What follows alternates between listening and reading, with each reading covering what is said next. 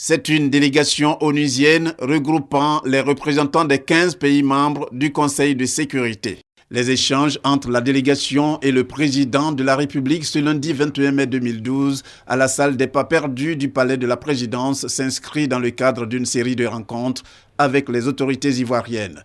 Cette réunion a été une fois de plus l'occasion d'évoquer l'évolution de la situation après la crise post-électorale et les rapports entre l'ONU et la Côte d'Ivoire. Les membres du Conseil de sécurité ont eu l'occasion de constater les efforts qui ont été accomplis dans le pays depuis un an environ, après l'arrivée au pouvoir du président Ouattara, en ce qui concerne le domaine du secteur de la paix, la sécurité et également du développement. Les membres du Conseil de sécurité ont constaté l'engagement ferme des autorités ivoiriennes et les membres du Conseil de sécurité sont prêts à travailler pour aider le pays à aller de l'avant. Cette visite du Conseil de sécurité est une manière d'exprimer à la fois notre amitié et notre soutien. Notre amitié pour le peuple ivoirien qui a connu une longue crise, qui s'est terminée un an, presque jour pour jour, avec des milliers de victimes, et aussi une expression de soutien aux autorités ivoiriennes qui, sous la direction du président Alassane Ouattara, se sont engagées dans la reconstruction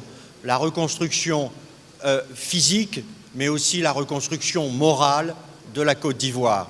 Le ministre d'État, ministre des Affaires étrangères de la Côte d'Ivoire, Daniel Kablan-Duncan, a estimé que ce genre de rencontre est favorable à la Côte d'Ivoire, qui pour lui doit mettre tous les atouts de son côté pour servir d'exemple. La Côte d'Ivoire est heureuse et fière de l'honneur fait par le Conseil de sécurité d'être présent ici en Côte d'Ivoire.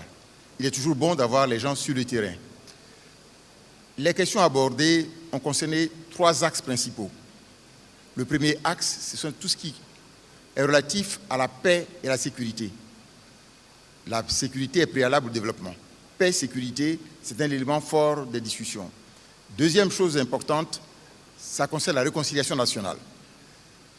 Et troisième dossier important, c'est tout ce qui est relatif à la relance et la reconstruction économique au niveau de la Côte d'Ivoire. Nous voudrions les remercier de vouloir faire en sorte que la Côte d'Ivoire redevienne ce qu'elle a été, c'est-à-dire une vitrine à la fois au plan politique, économique, social et culturel. En plus des échanges avec les autorités de Côte d'Ivoire, la délégation du Conseil de sécurité de l'ONU au cours de son séjour en terre ivoirienne aura une rencontre avec la communauté des États de l'Afrique de l'Ouest, CEDEAO. Cette rencontre servira de cadre pour discuter des questions régionales.